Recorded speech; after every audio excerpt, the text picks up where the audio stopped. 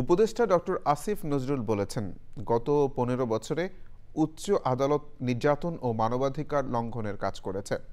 Supreme কোর্টের আগের 90% বিচারক বিচার কার্যে অনাচার করেছেন বলেও মন্তব্য করেন তিনি।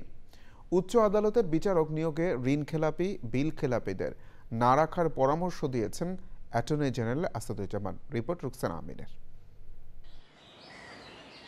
গণবিজ্ঞপ্তি জারি করে দরখাস্ত আহ্বান ও স্বতন্ত্র কাউন্সিলের মাধ্যমে যাচাই বাছাই করে উচ্চ আদালতে বিচারপতি নিয়োগের উদ্যোগ নিয়েছেন প্রধান বিচারপতি সৈয়দ রেফাত আহমেদ। এজন্য প্রস্তাবিত অধ্যাদেশের খসড়া ইতোমধ্যে আইন মন্ত্রণালয়ে পাঠানো হয়েছে। সেই খসড়া প্রস্তাবনা নিয়ে আইন মন্ত্রণালয়ের মতবিনিময় সভা। বিচারক নিয়োগে স্বচ্ছতা, জবাবদিহিতা এবং দলীয় প্রভাবমুক্ত রাখা সহ বেশ কিছু পরামর্শ তুলে ধরেন সিনিয়র আইনজীবীরা।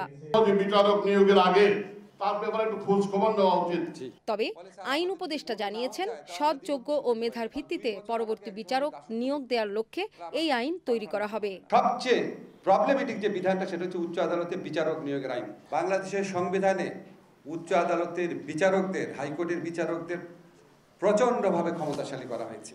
এই প্রতিষ্ঠানটা যদি নষ্ট করা যায় তাহলে বাংলাদেশের যে কোনো রিপ্রেসিভ গভর্নমেন্ট এসে সকল ধরনের মানবাধিকার দলন করার একটা অবাধ একটা সুযোগ পেয়ে যায়। এবং এক্স্যাক্টলি এই কাজটাই গত 15 বছর করা হয়েছে। উচ্চ আদালত মানবাধিকার হরণ করার, মানুষকে নির্যাতন করার একটা হাতিয়ারে পরিণত হয়েছিল। খসড়া আলোচনার উপর বেশ কিছু পরামর্শ দেন অ্যাটর্নি জেনারেল। অতিরিক্ত যোগ্যতার ক্ষেত্রে বা অযোগ্যতার ক্ষেত্রে ঋণ খেলাপি হতে পারবে না, বিল খেলাপি হতে পারবে না।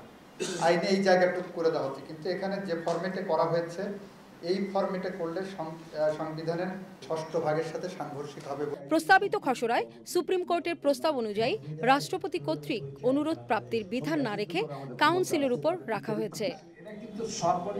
রুকসানা আমিন, চ্যানেল আই, ঢাকা।